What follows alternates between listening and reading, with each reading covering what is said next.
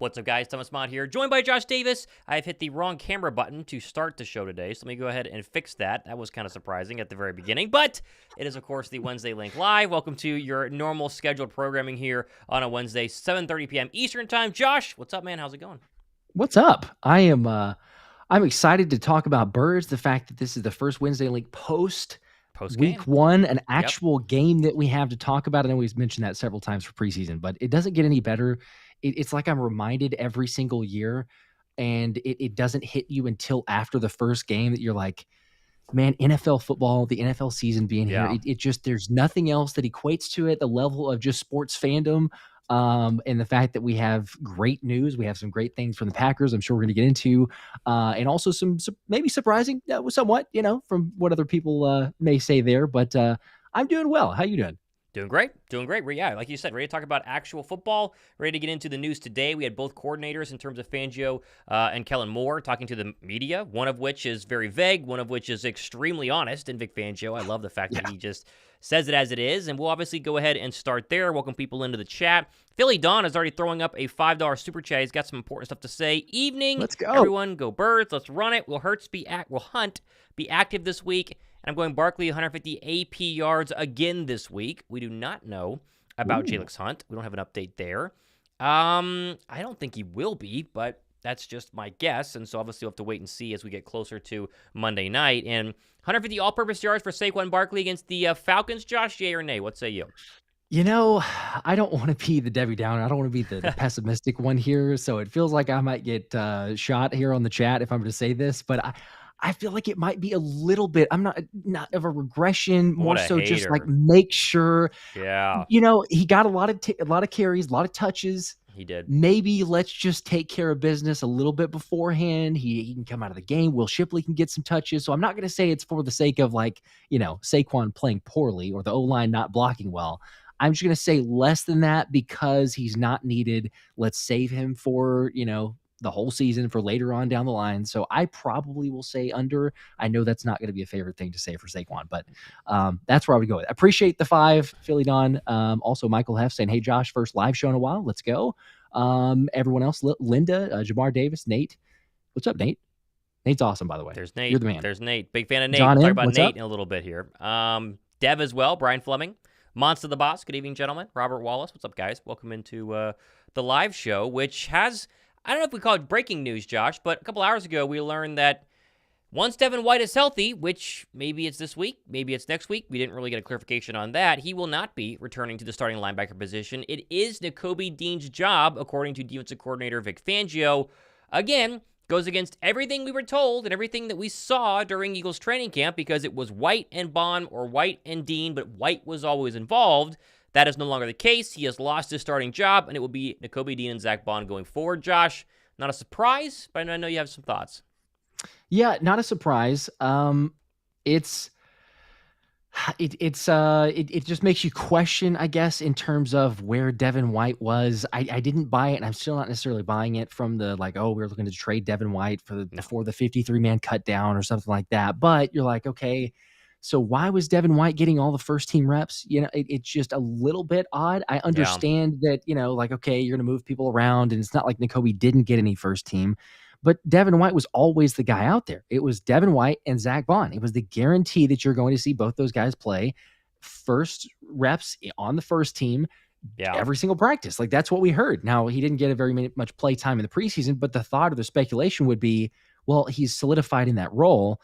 And yet, I understand, and we even said it, there was a couple instances of it being reported. It's like, well, okay, Nakobe Dean's playing well. He's showing out. He's at least worth a look, things like that. But then, again, it's kind of an odd situation with Devin White where you go, okay, there's the ankle injury that popped up, but then Vic Fangio does confirm it officially. He's like, no, Nakobe's the starter. It was already sealed that way. So I've heard and seen takes.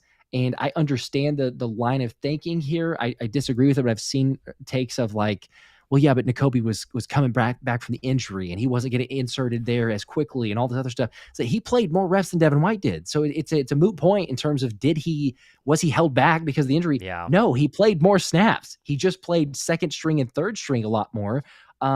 Nonetheless, I totally understand if you make the case of saying, hey, Nakobe Dean should be out there over Devin White based on the limited sample size and what we've seen. I'm not concerned about it, but it's just, a little bit odd, but it is official, and Vic Fangio confirming that. So now we know if there were any doubts, of any questions in people's mind, it's Nakobe Dean and Zach Baun. Like it's a guarantee lock. Those are your linebackers.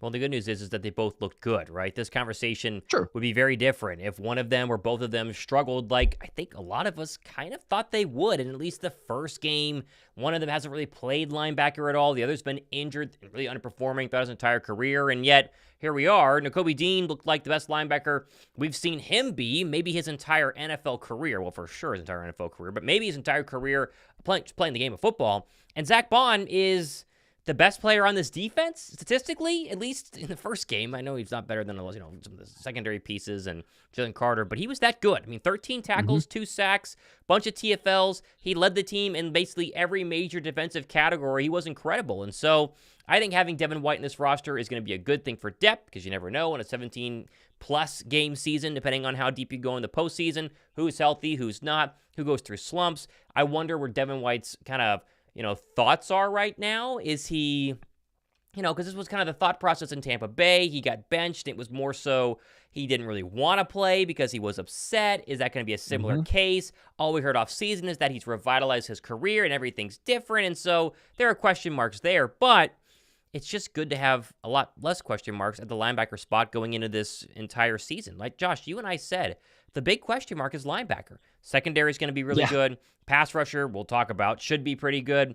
Obviously, the wide receivers and the running backs and Jalen Herz and the offensive line, second highest graded according to PFF overall, at least against the pass on, almost a week now from last Friday.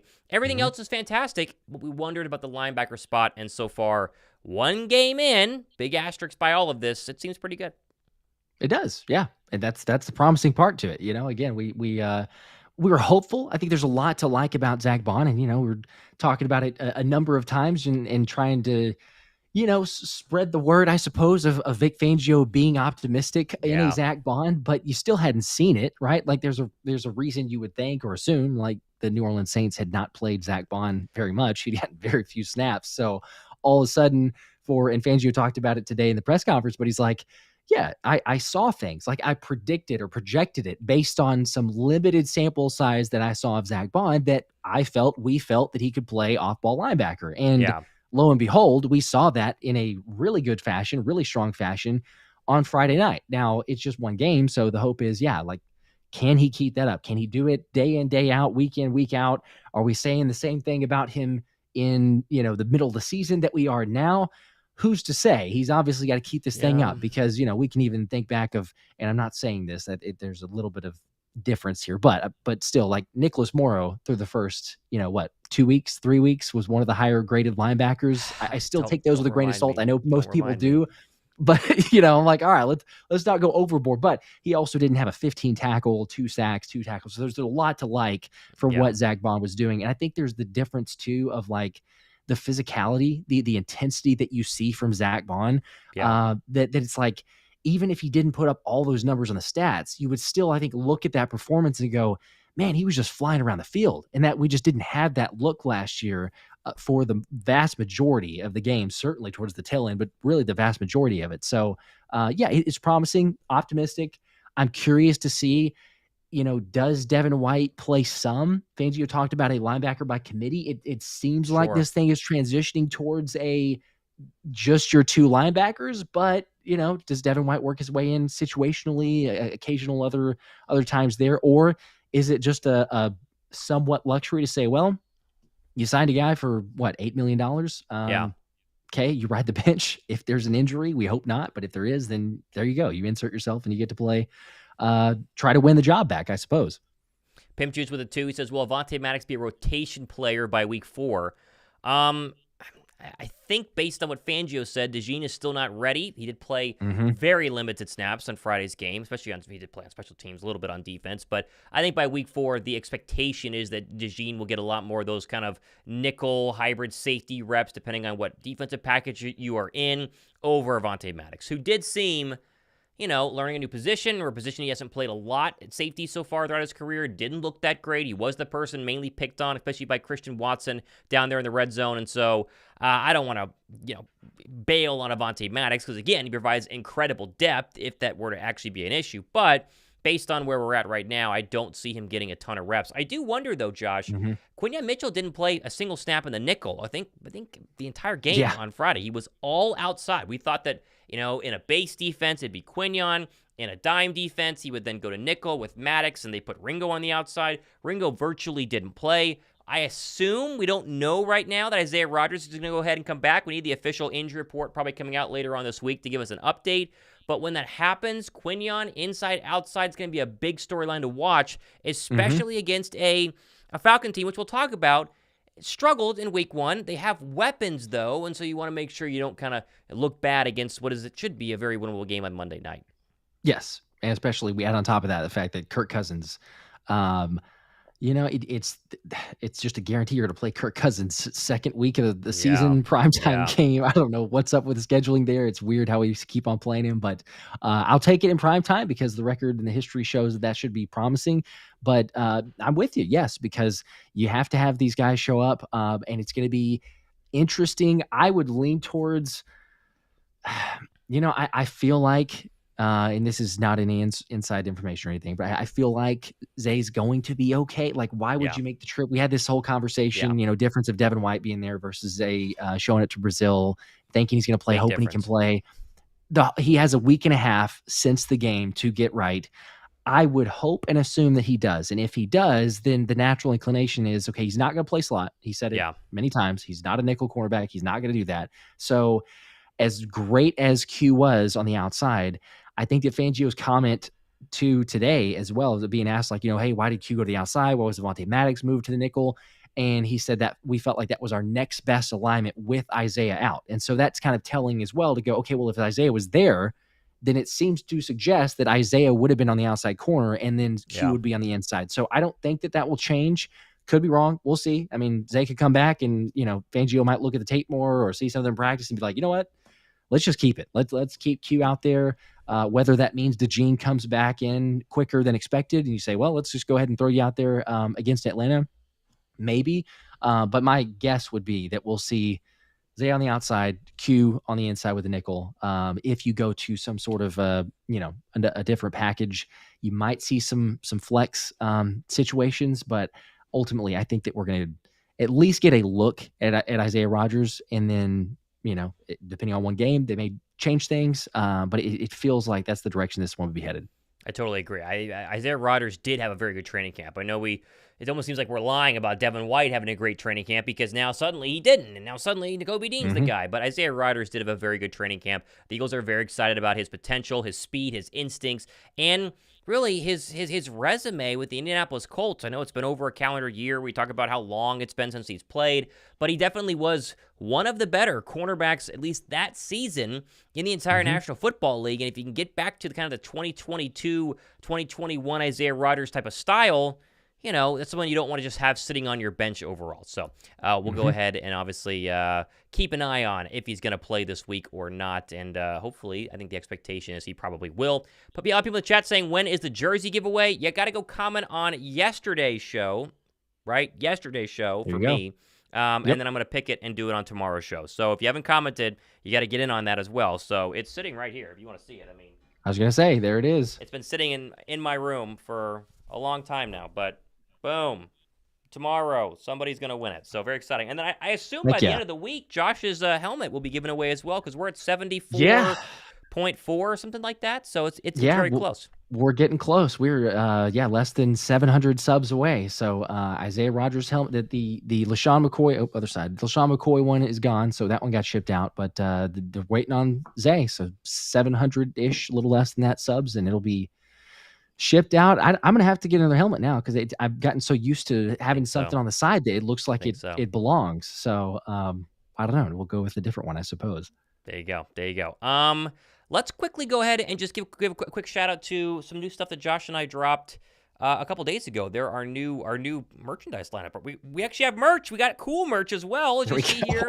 Link down below in the description box. It took a while. Josh is rocking a long time. his own Let's Run It shirt. Although, again, the ones we've been wearing are the preview ones. The actual real ones are even better quality. Or Like, better. we wanted some, like, real quality. Mine's actually being washed right now. But we wanted real quality stuff here. So not only do we have the Let's Run It, and, of course, my logo as well.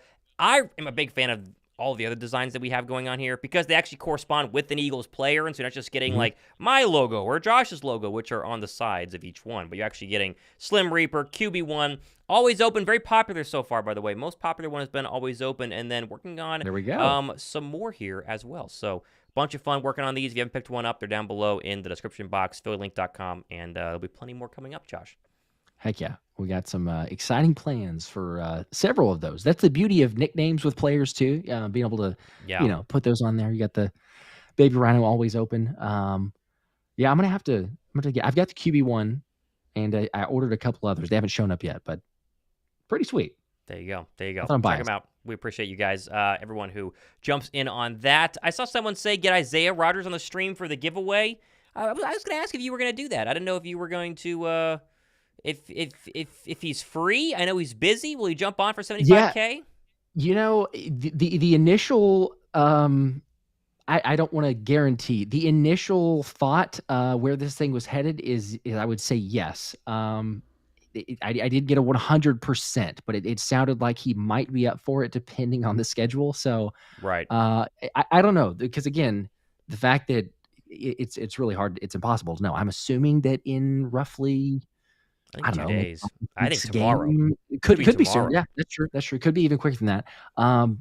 So maybe if he's got some free time, I know with the game coming up and everything, he's got to be prepared for that. So we'll see. I will give the opportunity. Let's just say that if he wants to. And so if it's like a delayed, couple days or a week or so, it might be better to have him hop on. But I don't know. I understand that he's busy because I've asked a couple times and he's been like, yeah, it'd be cool, but I'm busy, trying to win football games, which is understandable. Very fair. APOC Razor. Love watching you guys' videos. Appreciate that. The prediction for Monday's opener. We can go jump into that, Josh.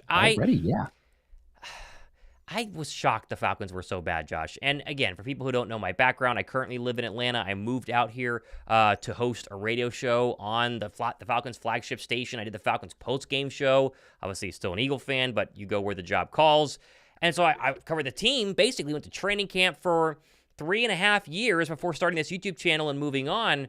And it was always trying to find the quarterback and trying to find the pass rusher, and they never had enough weapons. And this season, the Atlanta Falcons have everything that all the Falcon fans have been wanting. They have a quarterback. They have seemingly a great running back. They have weapons on the outside. The defense is vastly improved. 2 really good safeties, a super strong corner in AJ Terrell, Matt Judon, Grady Jarrett, and yet they laid an absolute egg. A terrible, terrible egg versus the Pittsburgh Steelers. Now, they didn't give up a touchdown. Sure. They gave a bunch of field goals, 5 of them to be exact, which is solid for the defense. There are reports now, Josh, that Kirk Cousins, with his Achilles, is not fully healed. And I read a report today saying the reason they drafted Michael Penix in April was because they thought that Cousins was not going to be either ready or 100% healthy for the start of the season. And now we're getting, full in-depth post-game analysis that he took his least amount of movement ever in the pocket. He's not driving off of that injured Achilles leg. It looks legit like he is not 100%. And if that's the case, the Eagles should win this game very easily.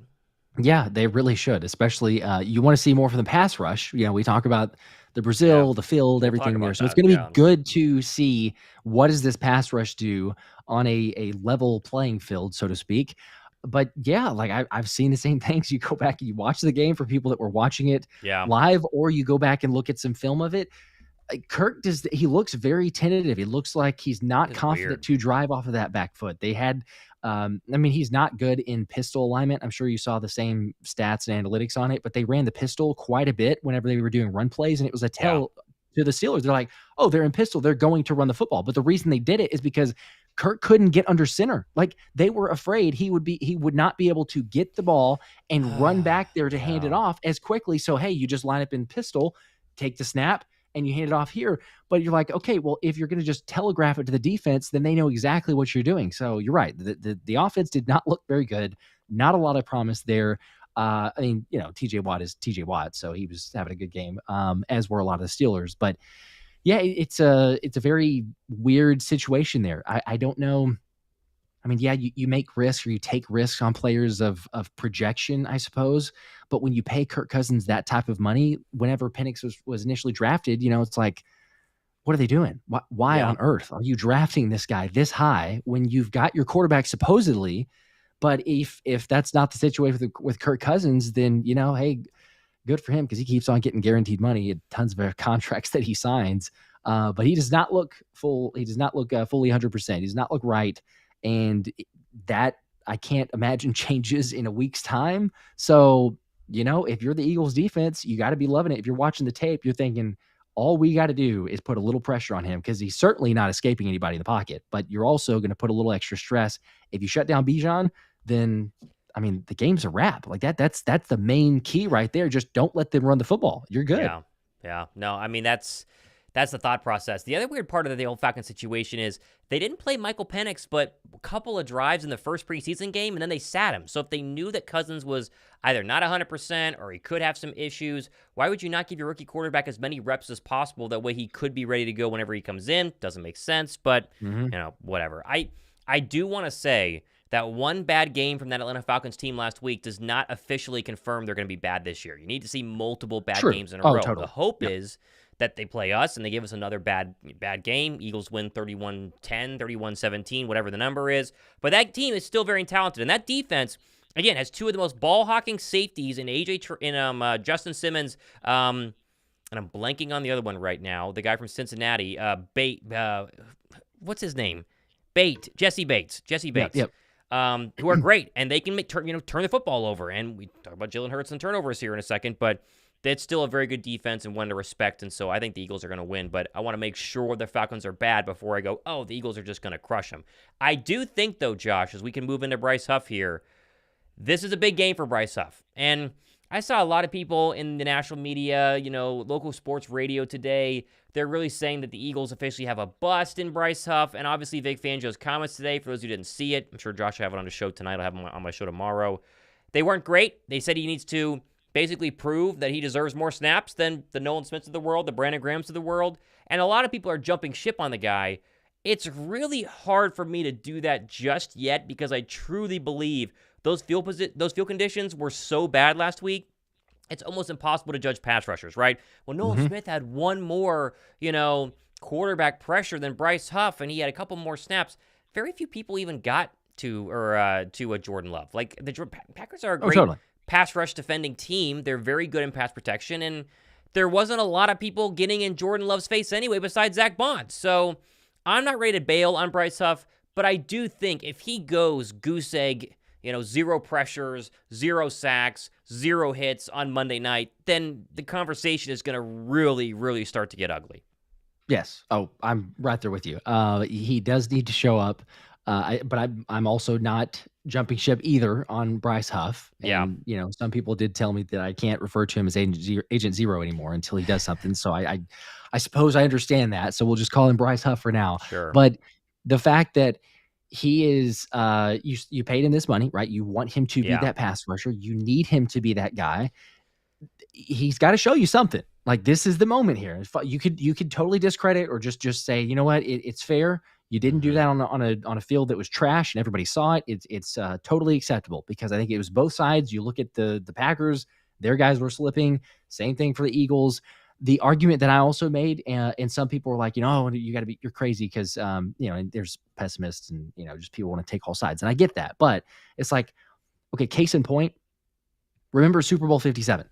Super Bowl 57 was not getting any sacks, was not doing anything to Patrick Mahomes. And that field was trash. But if you want to say the Brazil field, it was up there at the same level of trash. Like, it was not a quality field. It was probably worse. Yeah. And so you can't tell me, looking at Super Bowl 57, that we all of a sudden had terrible pass rushers. We had 70 sacks that year. So, that you take it with a grain of salt. It's like, all right, yes, they did not play well enough. Fangio, even as brutally honest as he is, he halfway gave some credit to the field, being one of the reasons, but he also said we need to play better. And so I'm in that same mindset.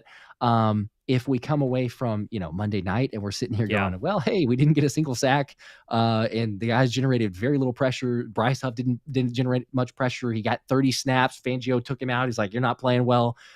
Then that'd be the point where I'm going to go, all right, this does not feel great. Hopefully someone else can step up, but he's not living up to expectations, what we've seen so far. But he's just one game in. So I'm right there with you.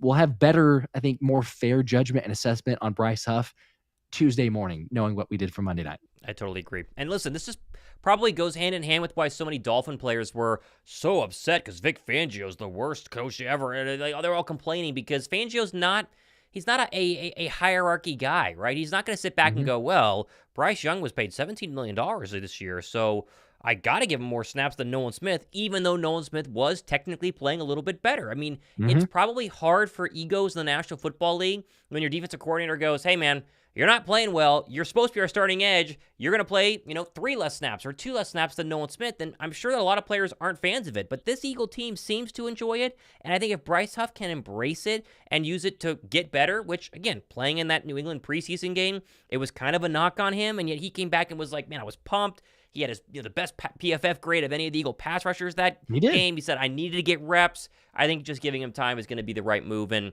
the Eagles need Bryce Huff to be good this year. Make no mistake. This Eagle defensive line, it needs that kind of edge rusher. You have Jalen Carter, who had a fantastic game. I think Jordan Davis played way better than people are giving him credit. He's a big body, hole clogging type of defensive tackle. He's not supposed to get 10 sacks this year.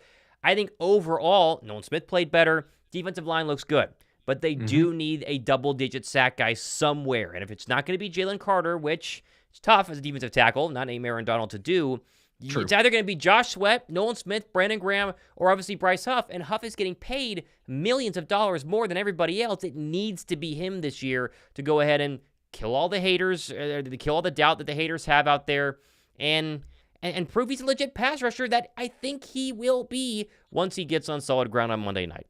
Yeah, we've talked about it a number of times, but he really, in a way, unlocks the pass rush because you can start having not as much focus on Jalen Carter. You go look at the reps for Jalen Carter, and we'll say this again: PFF grades, you take them with a complete grain of salt and just throw them out the window. Honestly, a lot of times because Jalen Carter was apparently the worst defensive lineman grade on the Eagles. Yet, I'm sorry, with our own 2 eyes, we watched him and he was not the worst defensive lineman out there. So, sure, did he miss some plays? Yeah, and a lot of the guys did. But there's also the field and the slippage and everything. But he also made plays where you're like, when he was not double teamed, I mean, just one arm, I can't remember who it was against, but just one arm just truck him and all of a sudden get into Jordan Love and create a pressure there, create a miss throw. So Jalen Carter is going to do what Jalen Carter does. But if you're not able to get pressure on the edges and you're not able to help him, then all of a sudden they're like, well, hey, we can possibly even triple him depending on how much pressure is coming. And he's not going to be able to do wonders like he can. So if all of a sudden Bryce Huff is getting through and you have 10 plus sacks, you have some guy that you're like, we got to focus on, we got a game plan against this guy. Then Jalen Carter can get a little bit of a break and you go, hey, every once in a while there's a one-on-one and Jalen Carter's going to win. I mean, it's crazy to say this, but we see this so many different times. It's like every single time it seems like when Jalen Carter recognizes, oh, I got one-on-one, it's like bang. I mean, he will win that rep so quickly. So it's dangerous and it's exciting to see if we can get that. But we got to start with Bryce Huff, then see it from the others. Josh Sweat, I mean, he's got to, he's playing for a contract. He's got to live up to expectations. Doesn't necessarily have to be a top sack getter, but he needs to live up to that. Shout out to BG, though, by the way, a friend of the show, been on here. But he did fairly well. I mean, considering all the D-line, he was out there playing a lot of snaps. Fangio said, hey, this is not one of those farewell tour, like you just get an easy ride, you're going to play snaps. The best in the run game, that is one thing. I mean, I know no one really is going to, knock BG, but like you can count on him in the run support. And you see it a number of times when you watch the tape of like, that dude is strong as an ox and he's just going to hold ground. And he did it so many times. So again, against Atlanta, we'll see how many snaps he gets. But when you see him out there on the edge, I immediately, in my mind, I'm like, all right, that side should be solid because BG's going to be good. He's going to hold up his end of the bargain when it comes to the run support. Yeah, I saw some people really kind of try and knock the Eagle defense. I think overall, Eagle defense is pretty good, Josh. I mean, the amount of times they were backed up early, that could have been a 14-0 game very quickly. Yeah, the Cedric Gardner-Johnson missed tackle in the open field is very clearly a slippage issue by the the fact that you're playing on a soccer field. Probably stops and holds them to maybe 3 points there. I thought overall against, again, everybody's Super Bowl favorite pick in the NFC. It's like Niners and then the Packers. It's a sexy pick with the Lions mixed in there as well. I thought they did a pretty darn good job. And so I'm not really buying the idea that the Eagles are going to be really bad. I honestly, I was watching Nick Wright's doing, who I have not heard back from, by the way, so it doesn't seem like it's going to happen. But he's avoiding me, which obviously makes sense because he put Philadelphia way low on his tier of, his ranks every team. And they were he lucked tiers. Out. Go ahead.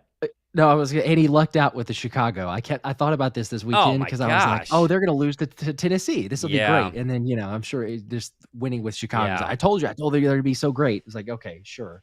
Very much lucked out. But he had the Packers still like 2 tiers ahead of the Eagles, and was like the Eagles defense looks so suspect, it looks bad. I think the Eagle defense looks really solid. And I do think that Monday night's a great opportunity to showcase the rest of the world that, hey, this team is very legit. And again, let's get into Jalen Hurts for a second here, Josh. I thought Jalen Hurts had a much better game than people give him credit for. I thought Jalen Hurts had 2 bad throws. The first throw of the game, which obviously, or the first interception of the game, which was no excuse, trying to make a play when he shouldn't have. Clearly there were jitters, whatever you want to call it. No excuse, they're terrible, right? And then it was not the second interception. It was the almost pick 6 he threw on that kind of hesitated bubble screen. I think it was to Smitty on the left side. Yep. That should have been a pick as well. Those were the 2 bad throws. And again, I got ripped for this for saying on my show 2 days ago. Take away those 2 throws, and Jalen Hurts has an A- night. Like, it's a really, really, really, really good night.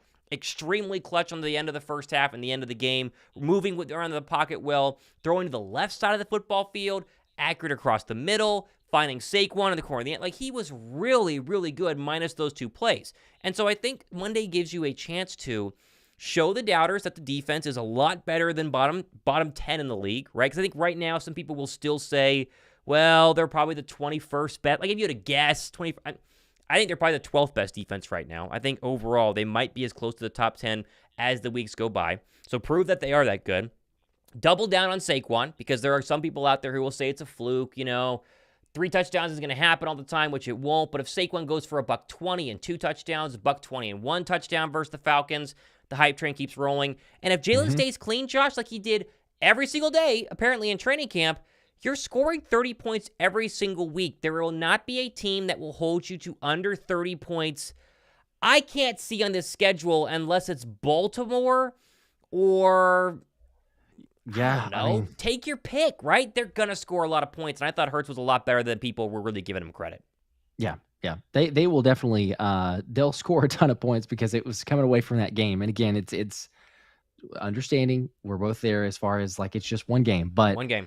You saw it and you're like, the offense was not good for the at least the first half of the first quarter, if not even longer than that, because just the rust and the turnovers and the miscues, and it's like, what are you doing? And then all of a sudden it's like they wake up and you have a couple big scores or big drives and you put up 34 points when you do look at the game. And I think that overall, like the offense was just like, okay. I think it was better than last year because you love seeing the motion. That was fantastic. And you see the differences. Really, you see the potential of this offense.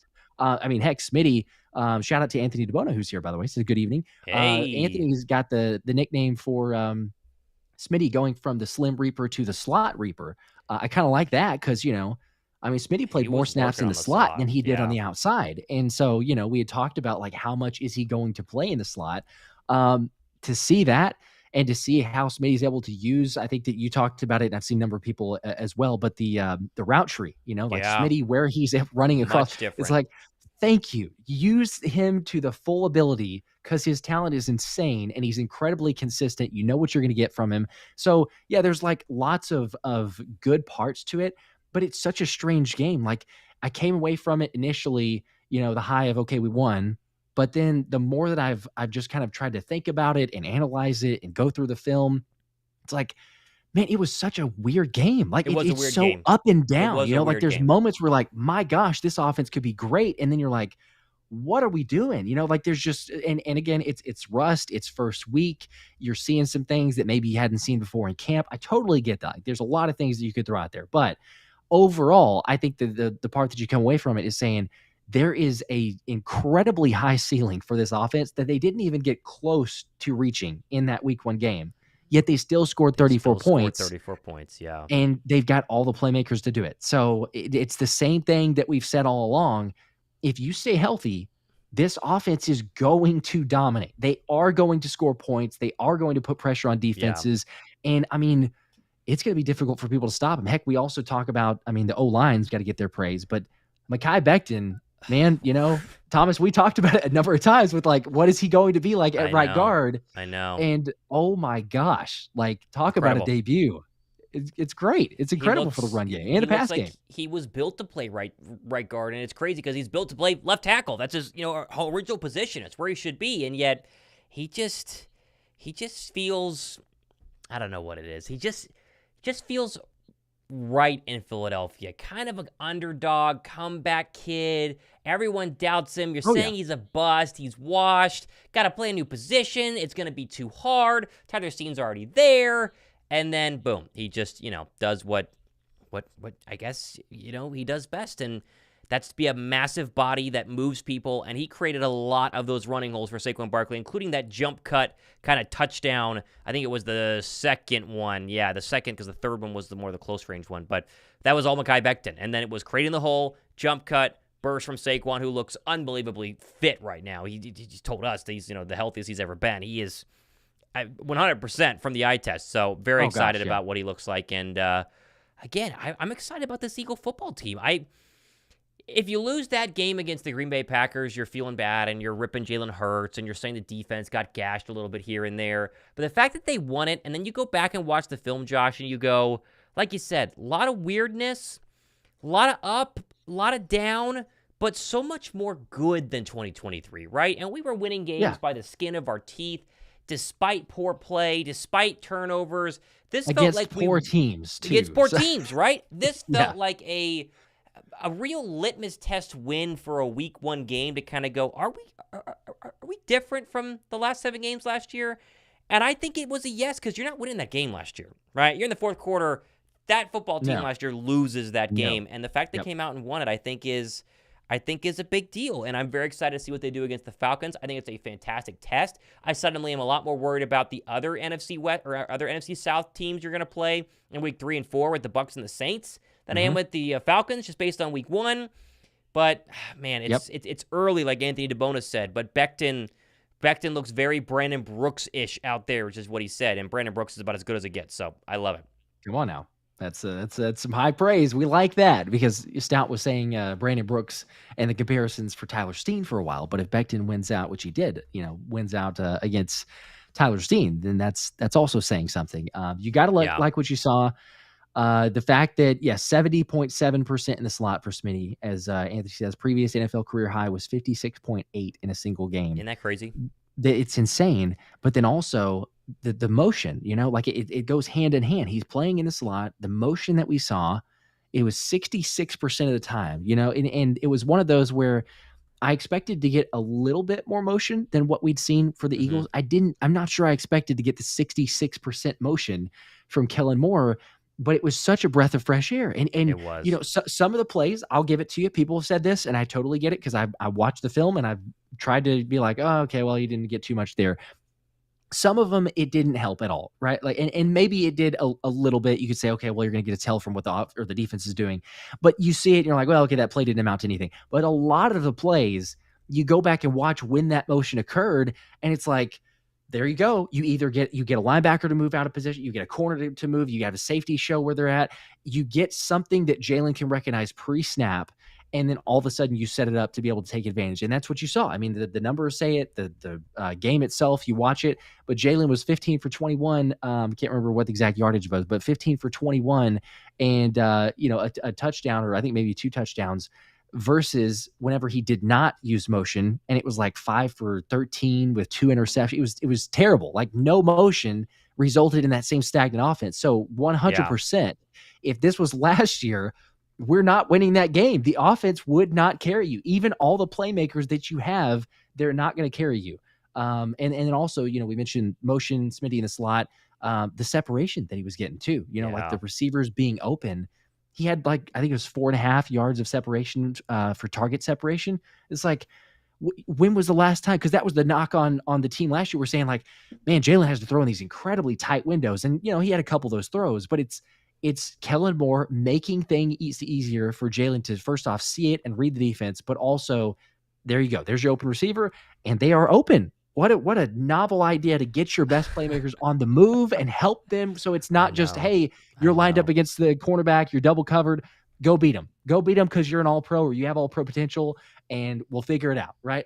Instead, you're using them in the best way possible, and that's why I say we come away from it. There's lots to clean up. There's areas that need to get better, need to be more efficient. If you play this way in the playoffs, you probably get beat because teams will be better. But every team, go look at week 1. I was sitting there watching it even on Sunday and a Monday night. I'm like, well, it's week 1 in the NFL. It's sloppy. There are so many games. There's hardly any teams that you look at and you go, everybody was they're really Super Bowl sloppy. ready. They're solid. Everybody unless you want to play the Carolina Panthers every week. The Saints looked fantastic, but do we say, are the Saints that good or are the Panthers that bad?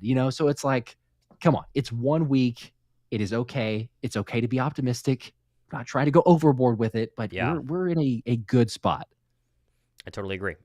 I think most people would agree with that. I know, the ifs and buts always pops up with Jalen Hurts. He should have thrown more picks, should have thrown less picks. I think he had a really good game. And Anthony DeBona makes a great point. We both touched on this on our shows earlier this week. Hurts was, all caps here, elite against the blitz in week 1. Only Baker Mayfield and Jared Goff had better numbers against the blitz. 6 for 7. He threw that touchdown pass.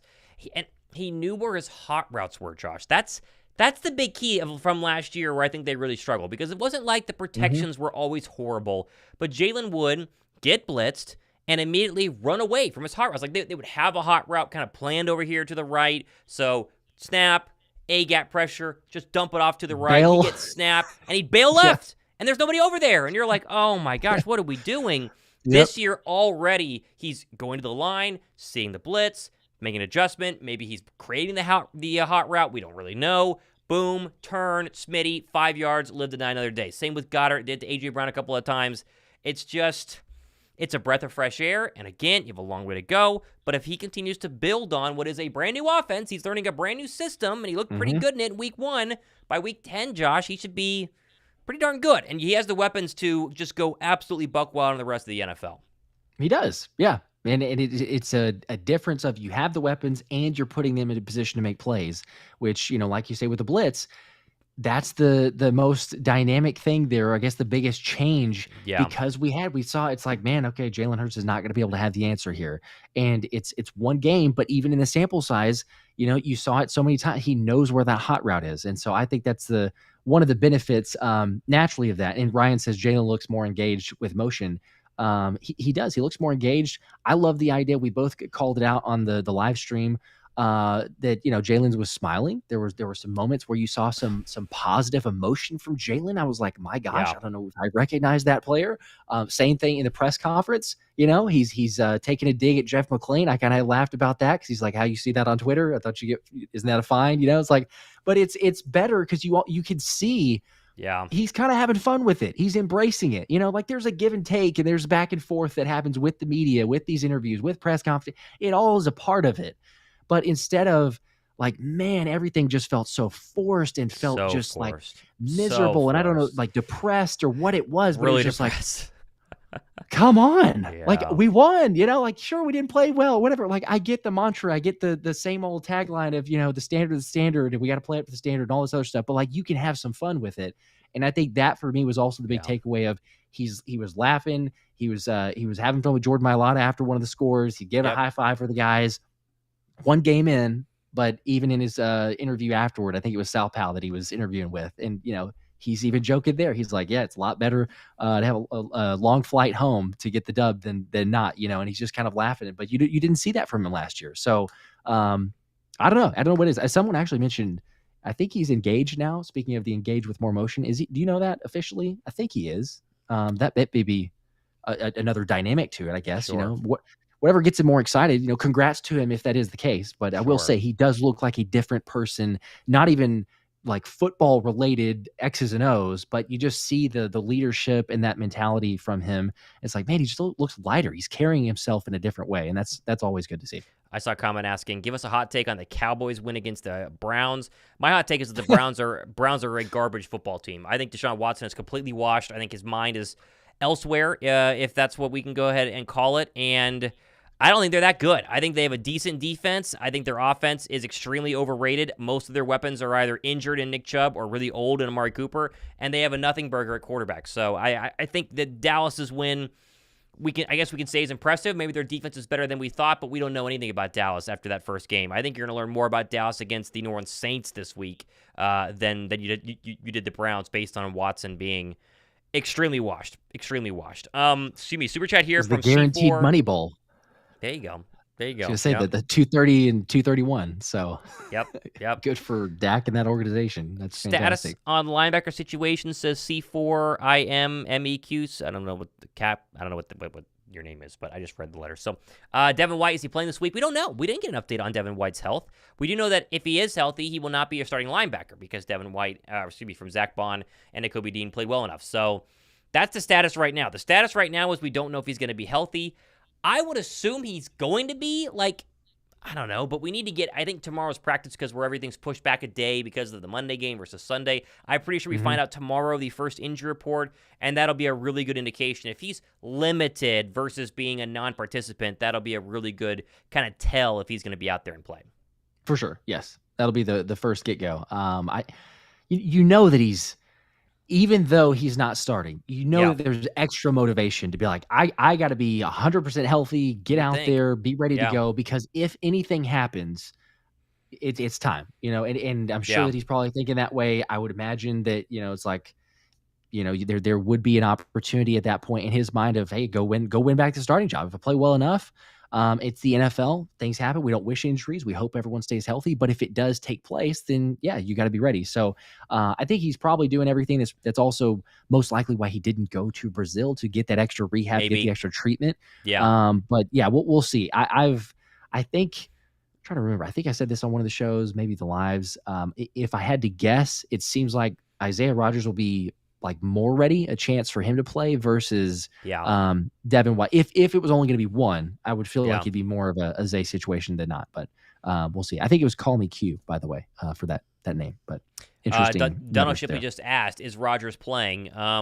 We don't know. We don't really ask that. Obviously Josh and Isaiah text back and forth pretty often. Isaiah was actually watching our emergency live stream whenever he officially was ruled out. And so he, sent us a video of himself watching us because he's sitting in his hotel room in Brazil. He's very supportive. And obviously we are probably closest with him than any other Eagle that we talked to during the summer, but we're not asking, we're not pestering him. Are you going to play this week? You're not going to play this week? You can't really tell us either way, right? It gets into the whole, NFL lines, and you got a official injury report, in or out. The 49ers are going through we don't want to be, I was just say, we don't want to cost they should definitely be getting a fine or a draft pick for that, for sure. Jordan Mason. Yeah. But we don't know. That thing was wild. Rodgers did put out a pretty cool Instagram video, kind of like a come with me to Brazil TikTok sort of thing. And in it, it looked like he was prepping to play, had a minor setback, and should be back out pretty soon. So, it's worked out. Yeah, and he had tweeted, I can't remember who, there was somebody that was like, it was a healthy scratch or injury or something like that. And he tweeted back and he was like, are you kidding me? He's like, healthy scratch. Yes, he's like, I wanted to play. He's like, but I'd be better for me to be 100% for my team than 50%. Yeah. So, who's to say how long that takes to get back to 100%? But yeah, it was one of those where that he thought there was still a chance, which is why he went down there and, got a limited practice in beforehand.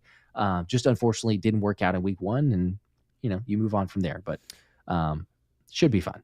Joshua Gray with the 5, he says, so knowing how Vic rolls, y'all think Q could just stay at strong side cornerback full time? I think Herz just had with Ruster playing hero ball. Mentioned the Q part here early on. I think you're still going to want him to run in the slot because, again, you saw what the Packers tried to do with Christian Watson versus Devontae Maddox, right? They found that favorable matchup. It happened to be in the slot, and they took advantage of it. And so I think you'll see Q in base defenses. Maybe, he goes to the nickel or the slot, or the nickel in nickel defenses. Rodgers comes out there. Rodgers is going to have a position to play on this defense. He's going to for sure do kick returner on the new dynamic kickoff sort of thing because of his speed and return abilities, but he's not getting benched from just, missing the first game. So I think that he's going to, find a way to play both in Vic Fangio. And Rust playing hero ball, I think a combination of both. Jalen gets a little bit of hero ball complex in him every now and then. I think it's more due to the fact that he has such hero receivers on the outside he needs to get the ball to. I'd go a little bit of both overall. I agree. Yeah. I think you hit the nail on the head there. Not too much else to add. I will say also, I guess, being in an offensive system, occasionally, I think Steichen was good, obviously, but the back and forth of Sirianni, and then Steichen, and then back to Sirianni, and then to Kellen more.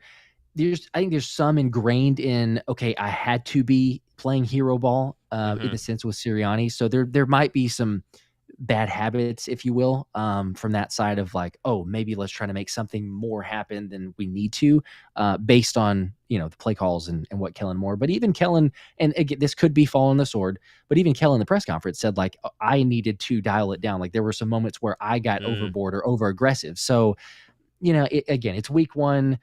It's so hard to say. There's not anything to compare it to except for last season. So the only main takeaway that we can continue to say is like, it's better than last year. Like there's promising aspects of it and it's better than last year, but you don't know officially till we see a couple more weeks. Fitness said, Josh, can you tell Zay he owes me money because I bet he'd have the first touchdown of the season. So Zay would have the first touchdown of the season? Wow. I don't know what that payout was, but that was a risky bet. I hear you that he wasn't out there, but man, if you take a Isaiah Rodgers pick 6 for the first bet of the season, I'm sorry about you. Yeah, I'll let him know, sure, at some point. I'm sure he'll be really concerned of all the things that I could text him about. Hey, man, there's you owe a lot of people money who took a first touchdown. So I can appreciate the confidence in him. I'm sure you could appreciate that too. But yeah, that's very risky. There you go. Also, shout out for those people who are just joining us, might not have seen it yet. Got some new T-shirts that we dropped, including Josh's Let's Run It he's wearing right now, and a bunch of other kind of superstar player-focused ones like the A.J. Brown Always Open one you see here, and which a lot of people are wondering, they have our logos on the side, which I think is absolutely awesome. So you can, if I could scroll down and actually get to where this is, there you go. So you got Philly Special on one side, Toss Macho on the other, 3 different colors, and the quality here is really what we were going for. We tried a bunch of different T-shirts to make sure that we had like the actual highest quality T-shirts we could find. These were them. It's not going to be cheap cotton that you see in a bunch of other T-shirts from people making merch. So a lot of fun stuff here. Has anyone actually gotten one of these yet? Let us know if you're watching and you've ordered one down below in the comment section. Link is down below in the description box if you guys want to check them out as well. So if you one of you guys did, let us know. I was going to say, I saw some people commenting saying that they had ordered them. So there you go. I'm pumped to see people appreciate all the support. Heck yeah.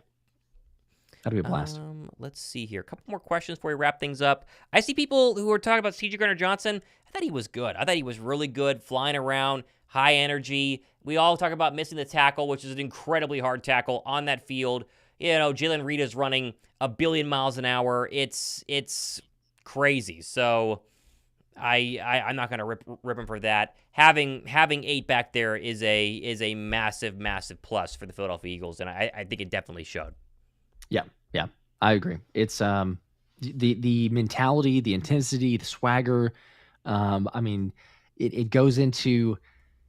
I don't know this 100% because you watch and I'm going to go with Q as the example, but you watch Q's highlight from Toledo, and there were moments where okay, he made a play. You might see a little bit of he was confident. I'm not going to say that he wasn't, but it feels like there's a bit of an extra confidence or an aura about him after coming to the Eagles and being like, all right, I got some guys around me that are, definitely going to kind of help build that.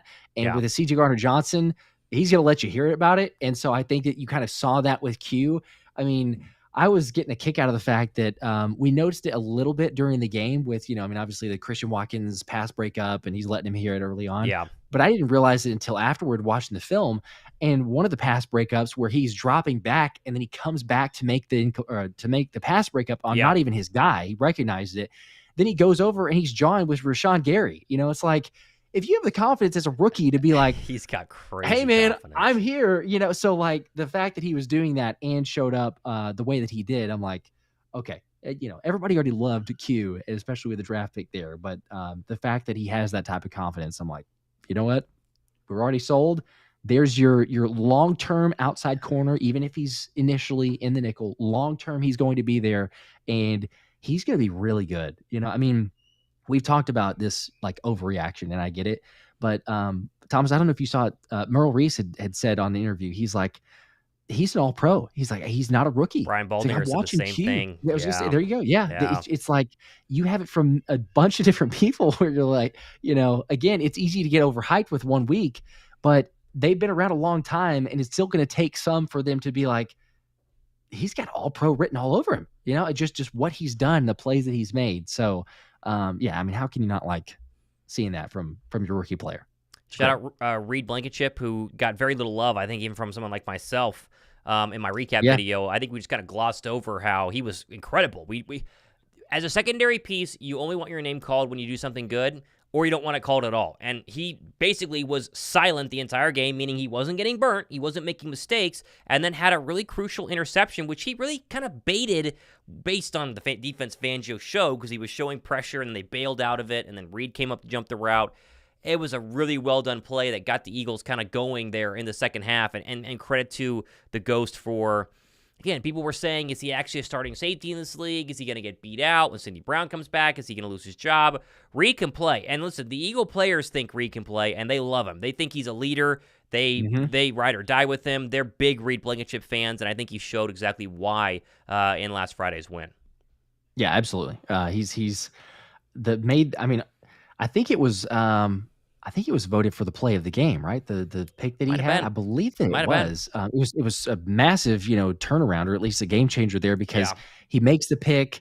It was just under 8 minutes to play in the game. So you get that, you already had the lead, but you're going to guarantee yourself in that spot. So it's like, all right, you're needing to make a play. And the way that he comes in with that interception too. I mean, it was like, I think RG3 had commented saying like it's something out of a video game, and that's what it looked like, because it's one of those where it hits him in the bicep, and normally, it'd be like, how's he going to make this catch? Yeah. And then he somehow gets his hands on it and able to hold on to it. And he's made, a couple of those against the Packers, we remember from last year, but he's just one of those players, and it's a great nickname. The Ghost is like perfect for him, because he's one of those players that you just don't see a lot. Yep. Most of the time when he's full speed, healthy, because he was hurt last year, played a lot of games, tried to play through that. But when he's healthy, he just seems to be around the football. Like there's a lot of times you're like, man, there's a turnover. Hey, look who that is. It's Reed Blankenship. Or hey, he's right there to make a play. So I love it. There was not any, because we mentioned this a couple times throughout the offseason. It kind of kept coming of like, there's not a big concern if Reed Blankenship is out there with C.J. Gardner-Johnson. I think that it's like, hey, you got your safeties. That's solid. Yeah. It's just more so the health and longevity. If they can stay healthy, you don't really need anybody else. But that's the big question that keeps coming up is like, okay, like when C.J. Gardner-Johnson went out for only one play, thank goodness. But when he went out, I mean, we were sitting there live stream. Shout out to the 130,000 of y'all that hung out. But, sitting there going like, yep. Oh my gosh, is this it? Did it start on week 1 that we're going to have an injury now? And we did not.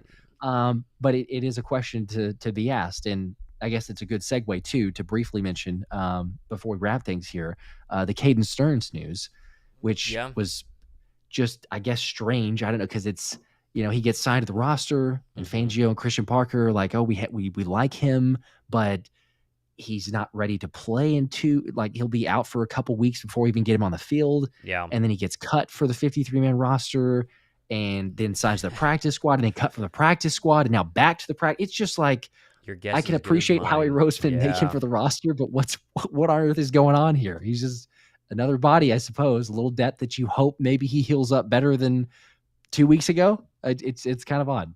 I guess. Yeah, we'll see. Shout out to Darius Slay too. I saw somebody say that Big Play was making a lot of good plays. Only gave up 2 catches for like 15 yards. Again, didn't say his name a lot, but he was fantastic. I said that defense is a lot better than the national media gives them credit. A lot better. People are acting like it's going to be 2023 all over, or 2022 all over again, where you get in the postseason and then you go to the Super Bowl, you give up a bunch of points, but you score a lot of points.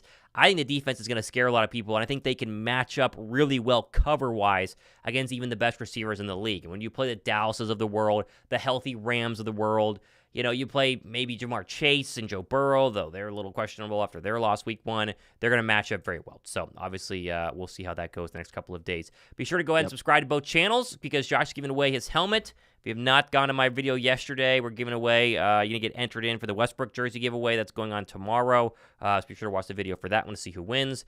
We got plenty more stuff happening, hopefully very, very soon. We do, absolutely. And real quick, just to wrap up on the veteran, you shout out to Slay. I was thinking this myself of like, there's kind of like a expected, and not in a bad way at all. It's totally good. It's like an expected, hey, those guys are going to perform. And so, in the recap video, it's like I did touch on it very briefly, but similarly to like Slay, he didn't get the ball thrown his way, but that's a good thing. As you mentioned with the cornerbacks or secondary, you don't want your name mentioned most of the time because it means, well, hey, the quarterback's not going to throw your way because you were guarding your man or you were in the position where you needed to be. Yeah. That was with Slay. You kind of just expect it. He's going to be fine. You kind of expect it with A.J. Brown's going to make plays. He made the 67-yarder, which is fantastic, and it briefly got mentioned, but it's also one of those that you kind of gloss over of saying, that was a 67-yard play that A.J. Brown just made that was phenomenal. But it's like, yeah, but it's A.J. Brown. Like, you're just guaranteed automatic. And same thing for Smitty. Smitty had 7 catches. Out of those 7, 5 of them were first downs. And 4 of those, I think, were behind the sticks. Like, he got yards after catch to make it happen. But it's also one of those where I'd say the same thing. Well, yeah, it's Smitty. Like, it's just expected. So, again, kudos to them because they are great and they're that way for a reason. But it's so easy sometimes when we're watching it to just be like, well, yeah, that's what's supposed to happen because that's who they are. So it's similar there. Same thing for the O-line. We see the new guys, and it's easy to, say, okay, I'm wondering how they're going to fit into the scheme. So naturally, Zack Baun, phenomenal game, deserves it. But Zack Baun, Saquon Barkley, Mekhi Becton, Quinyon Mitchell, like all the new additions to this squad, you get extra attention and focus because, you, I, and everybody else are like, oh, how are they going to fit within this? But the OGs deserve some love too. And we try to give it as well, but sometimes you just overlook it because you're like, well, that's what they do and it's expected. There you go. All right, we're over an hour. We're going to wrap up here. If you guys want to rewatch the beginning, be sure to go ahead and obviously do that. Josh has a show coming out tonight. I have one coming out tomorrow. Be sure to check those out. And we will see you guys for our next live on Monday Night Football. We had 130,000, a little over, people tune in for our opening game, which is crazy. I mean, we were flying with the views. We appreciate you guys hanging out, and we will obviously be hoping for as many people to show up on Monday night. Philly says, when you give them the tickets away, I gave those away a couple of videos ago. So the game tickets have been given away, and they were received and downloaded from me. So they have been given away on a previous video. Got to check out that one. So just a little FYI. More tickets in the future, though, as you should expect. More tickets coming. So for Josh Davis, I'm Thomas Mott. We sign off here. Hope you guys have a great rest of your Wednesday. Just enjoy the fact the Birds are 1-0. Right, Josh? They're 1-0. That's what matters. We'll see you guys in the next one. Go Birds.